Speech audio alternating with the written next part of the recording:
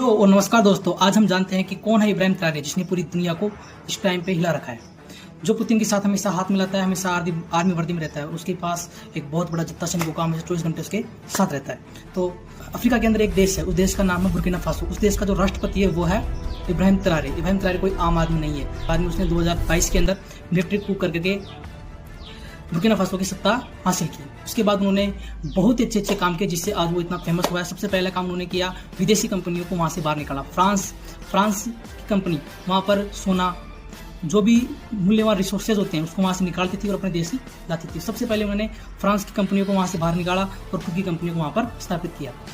2022 के अंदर जब वो राष्ट्रपति बने तो उनके सामने कई बड़ी चुनौतियाँ थी। उन चुनौतियों में सबसे बड़ा था आतंकवाद। बुर्किना फासो के अंदर कई ग्रुप आपस में लड़ करके उसकी आर्थिक स्थिति को कमजोर कर रहे थे। के साथ संबंध तोड़े और रशिया के साथ संबंध बढ़ाए। तो आप इसकी कई तस्वीरें देख सकते हो कि ये रशिया के साथ ज़्यादा दिखता है। इसने जो प्रमुख सुधार किए वो इस प्रकार हैं: कंपनियों का नेशनलाइजेशन करना, मतलब कंपनियों को प्राइवेटाइजेशन से हटा करके नेशनल, मतलब लोगों के लिए खोलना।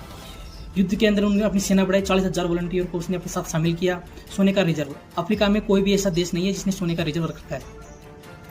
ओनली इब्राहिम ट्रारे ने ही सबसे पहले बुर्किना फासो के अंदर सोने का रिजर्व चालू किया है।